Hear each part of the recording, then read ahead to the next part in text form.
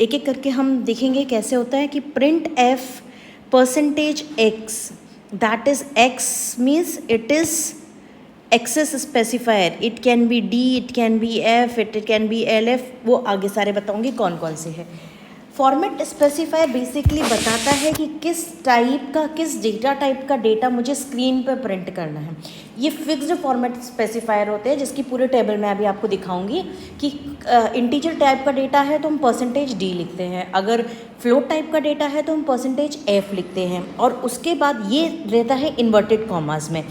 Inverted commas में इसके अलावा whatever we are writing that will be printed as it is on the screen. Like अगर मुझे लिखना है सम ऑफ, सपोज मेरे पास दो वैल्यूज़ थी, x is equal to 2, y is equal to 3, ठीक है। अब मुझे प्रिंट करना है सम ऑफ 2 एंड 3 इज़ 5। अब ध्यान दीजिएगा, जो स्ट्रिंग है वो एज इट इज़ लिख दिया जाता है, जो वैल्यूज़ हैं वो अगर इंट टाइप के डेटा है तो वहाँ पे परसेंटेज डी लिखा जाता है, अगर इंटीजर है तो, एंड परसेंटेज डी, जहाँ ये वैल्यू है वह हमने परसेंटेज डी लिखा है, इज़ इन्वर्टेड कॉमर्स, अच्छा इज़ जो आपका सम है वो मान लो सम में जा रहा है, इज़ परसेंटेज डी, ठीक है। ये तो हो गया जो मुझे प्रिंट करना है। अब वो परसेंटेज डी कहाँ से उठाएगा, that is x, y, sum.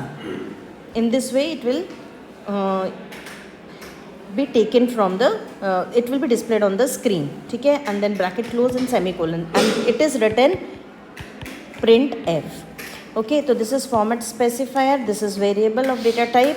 Now the next format specifiers are for integer we have percentage d, जो आपके commonly use होंगे, that is percentage d। अगर character type की वैल्यू है तो percentage c, float टाइप की वैल्यू है तो percentage f, डबल वैल्यू है तो percentage lf, that is long float, जो मैंने अपने प्रीवियस वीडियोस में बताया था, lf अगर मैं डबल टाइप की वैल्यू ले रही हूँ। शॉर्ट इंट hd ये हालांकि यूज़ नहीं होता है, ये भी कम यूज़ होगा। ये long int at times you will use, then long double, unsigned char mainly आपका होगा ये आप बहुत फ्रिक्वेंटली यूज़ करोगे, and little bit of this, so these will be use. एक और इसमें नहीं लिखा है, that is string type. String में आप लिखोगे percentage s. Formatted output means the way in which we want the output to be printed on the screen. Like if I am writing print f, अगर suppose मेरे पास एक value है x is equal to 3649, अगर मैं इसमें लिख रही हूँ \n for new line percentage d and x, तो this will be printed on the screen, इसमें तो कोई प्रॉब्लम नहीं है। लेकिन इसी के साथ अगर मैं कोई आपके नंबर लिख रही हूँ, मीन्स 10d, दैट इज़ हम टोटल 10 स्पेसेस दे रहे हैं इस इंटीजर को प्रिंट करने के लिए, मीन्स मेरे पास 10 स्पेसेस होंगी और प्रिंट क्या होगा 3, 6, 4, 5 what ever the number is, and that will B right aligned. वहीं अगर मैं इसको लिख रही हूँ \n परसेंटेज -10d, तो it will be left align, left side से अलाइन होगा 3, 6, 5, 4, भले ही आपकी कितने भी स्पेसेस मिलेंगे। Now if suppose we are using float, पहले मैं इसको आपको दिखाती हूँ आप आउटपुट किस तरह से होता है, आई शो यू। देखिए 1, 2, 3 start. Okay, now you can see I have written a small program for you जिससे फॉर्मेटिंग होती है। देखिए यहाँ पे पहले प्रोग्राम देखेंगे, फिर हम इसके साथ आउटपुट देखेंगे। मैंने दो वेरिएबल्स लिए हैं, इंट x जिसमें की वैल्यू है 3, 4, 5, 6, दूसरा वेरिएबल लिया है फ्लोट टाइप का जिसमें 234.234 है। पहले तो मैंने दोनों को एज इट इज़ प्रिंट कर दिया। फॉर्मेट स्पेसिफायर मीन्स फ्लोट है तो परसेंटेज f लिखते हैं, और इंटीजर है तो परसेंटेज d लिखते हैं।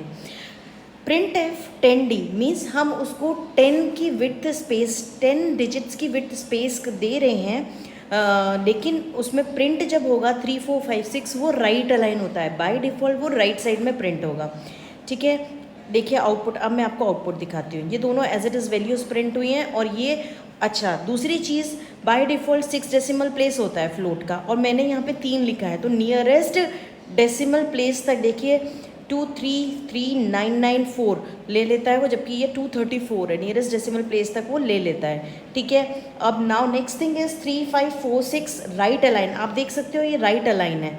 अब यहाँ पे अगर मैं बोल रही हूँ फ्लोट में कि मेरे पास 10 डिजिट्स की स्पेस है और 0.2 मीन्स डेसिमल डिजिट्स केवल मुझे 2 चाहिए, 2 डेसिमल प्लेस तक चाहिए है, तो देखिएगा आउटपुट क्या आएगा, राइट अलाइन रहेगा 234 एज इट इज़ 0.23, ठीक है, यानी कि उसने बोल दिया कि भाई 2 डिजिट तक चाहिए तो 2 ही देगा। अब अगर मैं कुछ नहीं लिखूंगी तो पूरे 6 लेगा, यहाँ माइनस में नेगेटिव वैल्यू होती है तो राइट अलाइन होता है। अब इसको मैं क्या कर रही हूँ, इसमें मैं एक काम करती हूँ 0.2 डाल देती हूँ, 0.2, तो 2 डेसिमल प्लेस तक, अगर 2 डेसिमल प्लेस नहीं डाला तो देखिए नियरेस्ट डेसिमल प्लेस तक देता है 233994, मुझे 2 डेसिमल प्लेस चाहिए और राइट अलाइन चाहिए, तो व्हाट इट विल डू, देखिए राइट अलाइन हो जाता है और राइट अलाइन हो जाएगा और 2 डेसिमल प्लेस तक दे देगा। आप कर्सर देखो कहाँ ब्लिंक हो रहा है, क्योंकि उसने 10 की विड्थ उसको दे दी है, टोटल 10 विड्थ, तो उसमें 2 डेसिमल प्लेसेस। आई होप ये फॉर्मेटिंग आपको समझ में आया होगा। स्कैनएफ, अब स्कैनएफ में मुझे जब इनपुट लेना है यूज़र से तो हम स्कैनएफ यूज़ करते हैं। %d, again it's a format specifier, अगर इंट टाइप का है तो %d लिखना है, अगर फ्लोट टाइप का है %f लिखना है, अगर स्ट्रिंग टाइप का %s लिखना है, कैरेक्टर टाइप का %c लिखना है, एंड सो ऑन। इसमें लिखते हैं m%, is basically address of operator. Address of means जिस जगह पे हम स्टोर कर रहे हैं वैल्यू, वो वहाँ से उसका एड्रेस उठा लेता है कि किस जगह पे स्टोर है, तो एड्रेस के थ्रू उसका एक्सेस करता है कि इस एड्रेस पे उस पर्टिकुलर वैल्यू को स्टोर करना है।